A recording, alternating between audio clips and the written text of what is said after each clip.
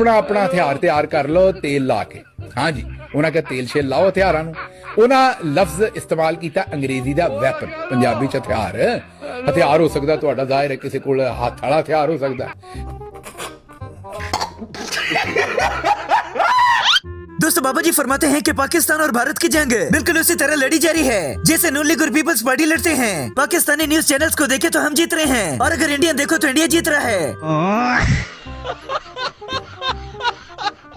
आखिर कौम आराम से सोए, शहबाज शरीफ और उसकी पार्टी अवाम की हिफाजत और खिदमत करने के लिए जाग रही है। बंदा पूछे ऐसी बात का तो डर है। मुगल आजम शहबाज शरीफ ने भी भारत को धमकी दे दी कि अगर अब भारत ने हमारी तरफ मैली निगाह से देखा तो हम फिर से अपनी और मशीरों की तनख्वाहें बढ़ाकर भारत को सबक सिखा देंगे।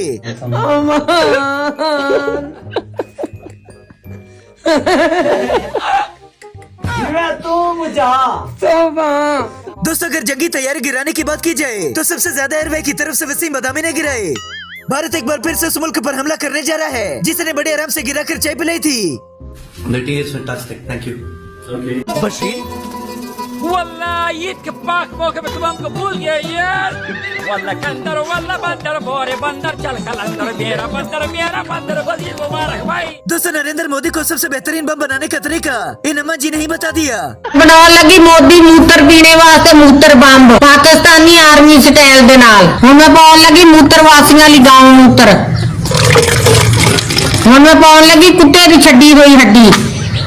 हुण मैं पाउण लगी पाकिस्तानी एटमी गोला। हुण मैं पाउण लगी हाइड्रोजन दा एक रोड़ा। हुण मैं पाउण लगी पाकिस्तानी जंगली कबूतर। एक ही वक्त के अंदर मोदी ने 6 जहाज तबाह करवा लिए। अब उसकी खुद की अवाम नहीं बिस्ती करनी शुरू कर दी। नहीं लग रहा फट रही है। हाँ उनकी फट रही है। अब सिलने वाला पैदा नहीं है। मुझे पता है कि वो सुनेंगे और देखेंगे मुझे, तो वो मुझे मारो ना, मैं मरने को तैयार। शायद इसलिए सारा शरीफ खानदान खामोश है। शरीफ साहब कोई अल्लामा हफीज है, कौन है जी? अलमी है, मतलब एक सियासतदान है, एक पार्टी के लीडर है। आपने उनको क्या बनाया हुआ है? उनसे मोदी उनके घर पे उनकी बेटी की शादी पे आया था। ये बड़ी अच्छी बात कही आप। मुगल आजम शहबाज शरीफ ने ऐसी तकरीर सुनाई कि हाल में बैठी सारी अवाम ने टेबल तोड़ना शुरू कर दिया। तरफ से, आपकी तरफ से, ऐवान की तरफ से और पाकिस्तान के 24 करोड़ अवाम की तरफ से मैं सलाम पेश करता हूं कि उन्होंने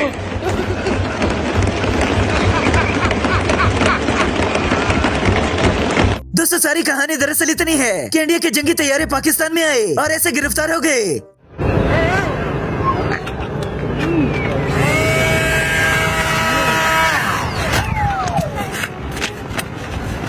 लैलन वेच लो, सुक्कियां रोटियां वेच लो, पित्तल सिल्वर टीन डब्बा वेच लो, रद्दी किताबां वेच लो, अड्डे वालियां जुत्तियां जॉगर बूट वेच लो, पानी वाले पैप वेच लो।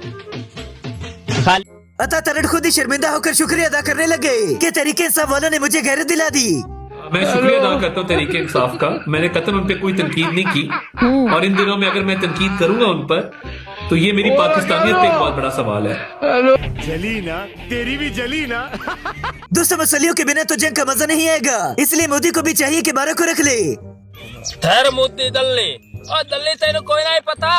और 10 तरीक ਨੂੰ ਸਾਡਾ ਮੇਲਾ ਹੈ, ਤੂੰ 10 ਤਰੀਕ ਦੀ ਜਾਗ ਰੱਖੀ ਖਾਣਾ ਹੈ। ਮੈਂ ਤੇਰੇ ਬੰਬੂਰੇ ਖਿਡਾ ਦੇਣੇ ਤੈਨੂੰ। 10 ਤਰੀਕ ਦਾ ਸਾਡਾ ਮੇਲਾ ਸ਼ਾਹ ਜੀਵਨੇ ਦਾ, ਸਾਨੂੰ ਮੇਲਾ ਭੁਗਤਾਵਣ ਦੇ ਤੇ 12 ਤਰੀਕ ਦੀ ਡਾਨ ਕਰ।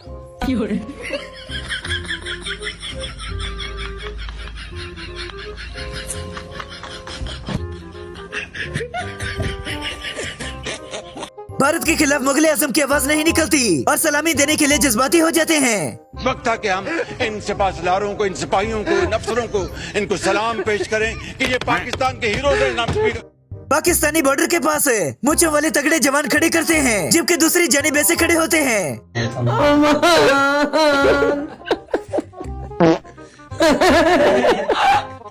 जीवे तू मुझा करिया कुरान देखा था मैं अब ही सारा हुए। और ये बंदर शुरू से ही गुलामी का शौकीन है, इसीलिए तो बूट चढ़ने से कोई फर्क नहीं पड़ता।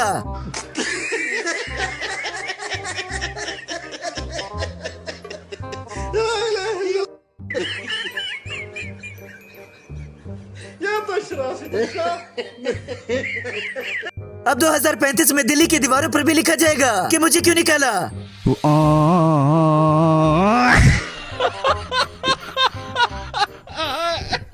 और ये डब्बू अचानक खान साहब पर भौंकने लग गया।